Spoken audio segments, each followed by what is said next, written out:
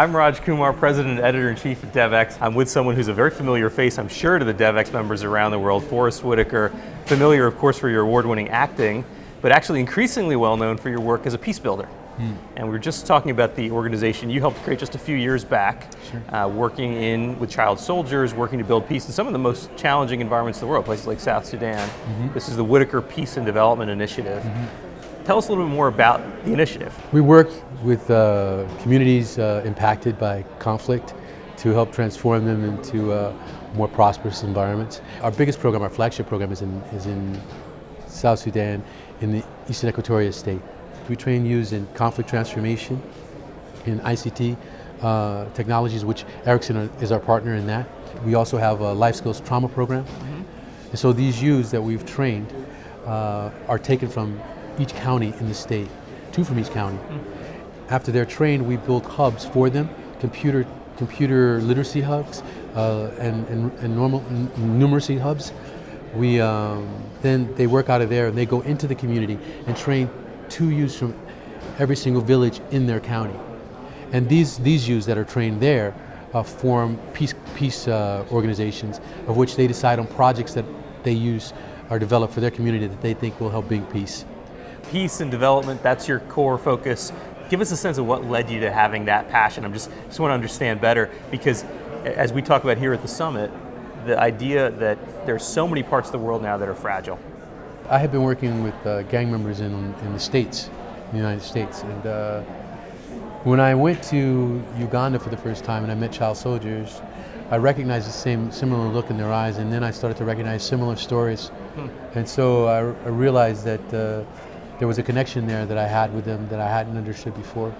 And so I made a decision to start working with them as well. I think philosophically, I feel that whenever I see a problem or pain in someone else, it's also a reflection of something that's going on within myself, that I'm not disconnected from the organism of life. And I first started by working at this group called Hope North, which was an orphanage for child soldiers and refugees. From that, I started to witness some of the child soldiers that were coming out of the South Sudan. And when that country became new, when it split from Sudan, I thought, well, where's a fragile place where we could work, where we could help make sure that the balance stays positive, So we chose Jonglei State. We didn't have much funding at the time. We were right, the Civil War did break out in Jonglei State. Our youth became like a sort of early warning system to each other and to bringing people to safety. And we decided to reinforce, and stay and to try to do more, because the need was greater. I think it's the need that people are trying to service, the underlying needs that are causing the problems in our world, and to try to start to fill them. And recognizing that together as a swarm, together as a unit, we can solve these problems.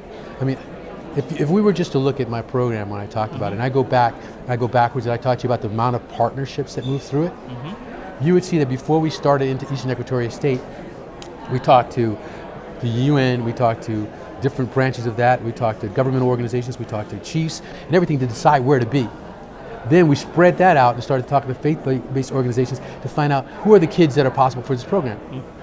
We flew our people there, and they were flown by KLM because they were partnering with us to bring our trainers from around the world. We started to train them in conflict resolution, we trained them in ICT.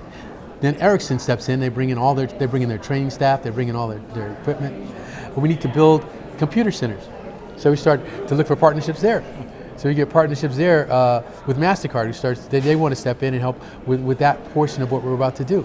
But before you do that, you have to also talk to all the local leaders and try to elicit their support, because they're going to give you a building, they're going to give you support, they're going to give you protection and security.